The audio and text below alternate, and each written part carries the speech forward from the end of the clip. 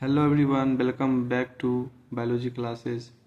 आप लोगों को ये टॉपिक पढ़ाया जाएगा, लेकिन आप पहले जान लीजिए कि आप लोग का जो ऑफलाइन क्लास था उस ऑफलाइन क्लास में हम लोग क्या पढ़े थे, ठीक ना। ऑफलाइन क्लास में हमने पढ़ा मेंडल्स लाइफ, मेंडल का जीवन, मेंडल्स एक्सपेरिमेंट, मेंडल का प्रयोग। मेंडल ने अपने प्रयोग के लिए मटर का ही पौधा क्यों चुना? Why did Mendel choose P plant for his experiment? Rediscover of Mendel's work, Mendel के कार्य का पुनर्खोज। इनहेरिटेंस ऑफ वन जीन, एक जीन की वंशागति। एंड मेंडल का प्रथम प्रयोग, the first experiment of Mendel. Back cross और टेस्ट क्रॉस, ये सब हम लोग ऑफलाइन क्लास में पढ़े हैं, ठीक है। देखिए, जैसे कि मैंने आप लोगों को बताया था क्या कि मेंडल ने 7 वर्षों तक, ठीक है, और 7 वर्षों तक मटर के जो पौधे हैं उसके 7 विपर्यासी लक्षणों का अध्ययन किया।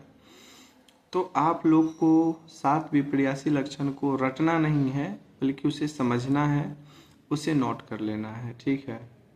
क्योंकि ये चीज़ समझिएगा तभी आगे आपको समझ में आएगा। मेंडल द्वारा अध्ययन किए गए मटर के पौधे के विपर्यासी विशेषक या लक्षण कौन कौन?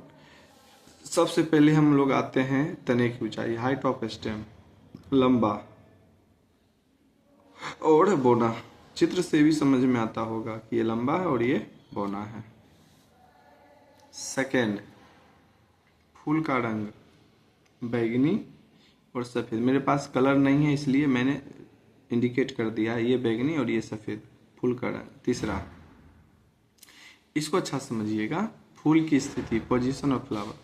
देखिए, कुछ फूल फ्लावर जो होते हैं ये अंत टर्मिनल भाग में आते हैं, देखते हैं ये पूरा टर्मिनल वाला भाग में आया है।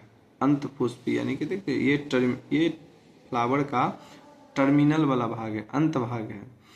और इस अंत भाग में फ्लावर जब आता है इसको अंत पुष्प कहते हैं, और अक्षीय भाग में आता है उसको अक्षीय पुष्प कहते हैं। दोनों के फ्लावर से ही आप समझ जाइएगा अक्षीय पुष्प कौन है और अंत पुष्प कौन है। फूल की स्थिति भी हो गया 3। अब चौथा देखते हैं। चौथा है, इसको समझिएगा अच्छा से, ठीक ना। फली का आकार, यानी जो फल होता है, जैसे कि मान लीजिए ये फल है तो ये कहीं से भी देखिए पूरा फूला हुआ है, सॉलिड है।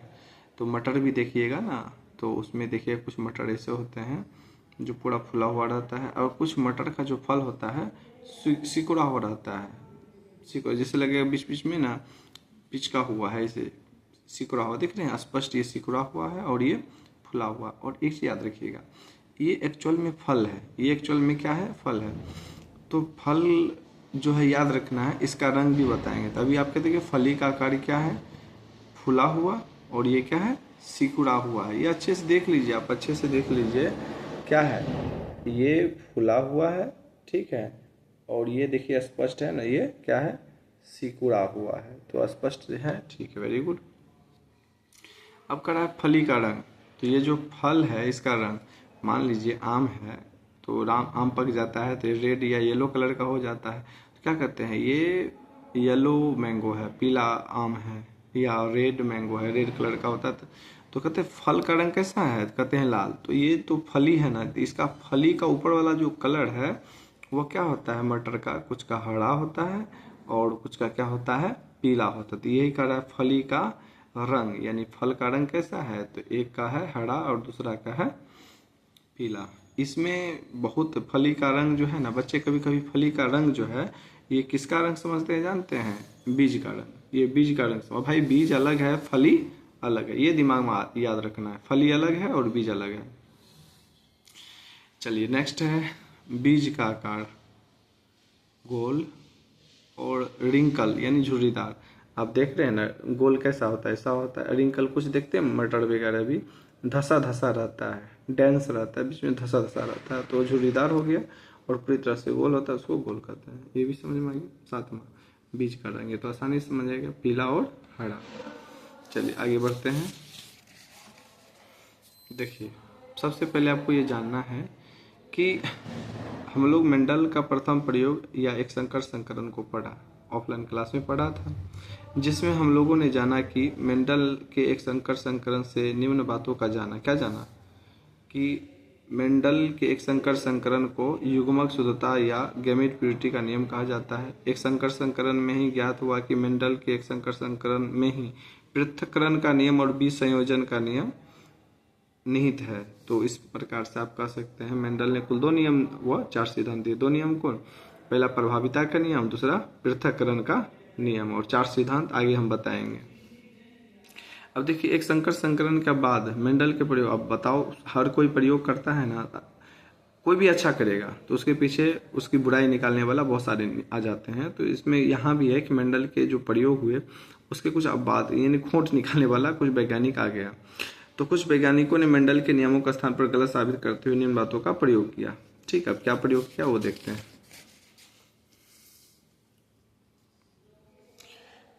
अब प्रयोग करके स्पष्ट किया था, क्या स्पष्ट किया देखिए, स्पष्ट किया अपूर्ण प्रभाविता, यानी अपूर्ण प्रभाविता के द्वारा मेंडल के जो नियम है उसको गलत साबित किया। और किसके द्वारा? सप्रभाविता के द्वारा। ठीक है, हाँ आपको बहुविकल्पता के द्वारा भी मेंडल के नियम को गलत साबित किया गया है, जो कि हम आगे बताएंगे। ठीक है, देखिए अपूर्ण प्रभाविता प्रयोग किया गया किसमें? श्वान पुष्प, इसको स्नैप ड्रैगन या एंटीराइनम भी कहा जाता है। पुष्प का रंग लिया जनक सफेद और लाल, सफेद के लिए स्मॉल आर, लाल के लिए कैपिटल आर। पर परागण कराया, प्रथम पीढ़ी में कैसा पुष्प आया? गुलाबी। तो पहले इसको समझिए, मेंडल जब लंबा और बौना मटर के पौधे का चुनाव किया था, मेंडल ने किसका चुनाव किया था? लंबा और बौना मटर का। तो प्रथम पीढ़ी में सभी पौधे लंबे हुए। इस प्रकार से या तो यहाँ पर प्रथम पीढ़ी में या तो सफेद होता नहीं तो लाल होता, न लाल हुआ न सफेद हुआ। इसका मतलब ये हुआ दोनों में से किसी का लक्षण नहीं आया। तो इसको हम क्या कहेंगे? अपूर्ण प्रभाविता। मतलब जब संतति में माता पिता के लक्षण न आकर के कोई अन्य लक्षण आता है तो इसे हम लोग क्या कहेंगे? इनकम्प्लीट डोमिनेंस, अपूर्ण प्रभाविता। इसको प्रयोग के द्वारा समझते हैं। देखिए पहले परिभाषा समझिए, जब संतति में जनक यानी माता पिता के लक्षण न आकर कोई अन्य लक्षण प्रकट होता है तो इसे क्या कहते हैं? अपूर्ण प्रभाविता कहते हैं। निष्कर्ष समझिएगा, निष्कर्ष जैसे श्वान पुष्प के 2 किस्म को लिया गया, एक का रंग कैसा था? लाल, व दूसरा का रंग सफेद था। जब दोनों के मध्य पर परागण कराया गया तो प्रथम पीढ़ी की संतति सभी गुलाबी रंग वाला प्राप्त हुआ, जो अपूर्ण प्रभाविता को दर्शाता है।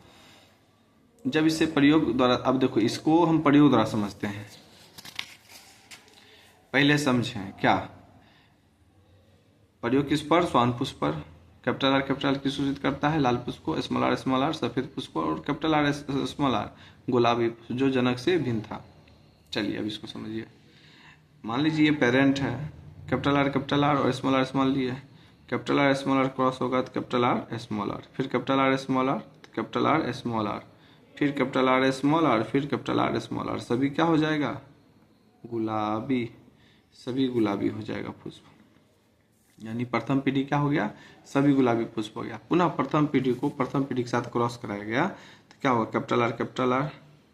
कैपिटल आर स्मॉल आर, इसके देखिए दोनों किसके साथ क्रॉस करा दिए? कैपिटल आर और स्मॉल आर कैपिटल आर है, तो आपको बताया था कैपिटल आर स्मॉल आर होगा तो ये कैपिटल आर स्मॉल आर, ये स्मॉल आर स्मॉल कैपिटल के साथ करेंगे तो कैपिटल आर स्मॉल आर ही लिखाएगा। ठीक है, अब यहाँ पर हम क्या लिखेंगे? फिर कैपिटल आर स्मॉल आर और स्मॉल आर। ठीक है, अब यहाँ पर देखिए ये हो गया रेड फ्लावर, ये हो गया पिंक, ये हो गया पिंक, और ये होगा वाइट। यानी F2 जनरेशन में, देखिए F2 जनरेशन द्वितीय पीढ़ी में आया लक्षण, अलग अलग हुआ। ठीक है, लेकिन प्रथम पीढ़ी में ऐसा नहीं हुआ। तो आप जीनोटाइप के रूप में देखिए, पहले इसको लिखिए कैपिटल आर, इसको हिंदी इंग्लिश दोनों में लिखना है। लाल हुआ, small capital R small R. ठीक है, ये हो गया गुलाबी, और स्मॉल आर ये हो गया सफेद। चलिए हम आपको बताए थे हिंदी वाला से क्या करना है। देखो कैपिटल आर अंग्रेजी वाला है, क्या हुआ है? 2 गो। लाल क्या हुआ है? हिंदी में अगर देखें तो यो कहिएगा 2 गो। गुलाबी क्या हुआ है? तो कहिएगा नहीं, लाल एक क्या हुआ है? लाल एक है, लाल एक है, कैपिटल आर कितना है, एक ही तो है, देखिए ठीक से, कैपिटल आर कितना है, एक है, यानी रेड एक है। गुलाबी कितना है, दो है, गुलाबी दो है। सफ़ेद कितना है, एक है। यानी आप कह सकते हैं जीनोटाइप इंग्लिश वाला से लिखना है ना, तो कैपिटल आर क्या गो, एगो, कैपिटल आर स्मॉल आर क्या गो, त दू गो, आ स्मॉल आर क्या गो, त एगो। एक अनुपात दो अनुपात एक हो गया इसका जीनोटाइप। हिंदी वाला से क्या लिखते हैं, फिनोटाइप। तो हम आपको पहले अगर कैपिटल आर आया तो लाल, अब पहले स्मॉल आर आया तो होगा सफ़ेद। ठीक है, अब यहाँ देखिए कैपिटल अथी क्या है, लाल क्या है, तो कहिएगा लाल एक। हिंदी वाला फिनोटाइप गुलाबी क्या है, तो कहिए गुलाबी दू गो। और सफ़ेद क्या है, कहिएगा सफ़ेद एगो। तो इसका फिनोटाइप भी क्या हो जाएगा, यानी जीनोटाइप फिनोटाइप दोनों क्या है, सिमिलर हो गया। ठीक है, तो आज क्लास यहीं तक, हम लोग फिर मिलते हैं। लेकिन आप लोग मन से पढ़िए और हो सके तो अच्छा से देखिए, हो सके तो वीडियो को फॉरवर्ड कीजिए अगर आप, क्योंकि आप भला चाहिएगा आपके साथ भला होगा, बुरा चाहिएगा तो ऑब्वियसली आपके साथ अच्छा तो नहीं होगा। ठीक है, हम लोग फिर मिलते हैं, बाय।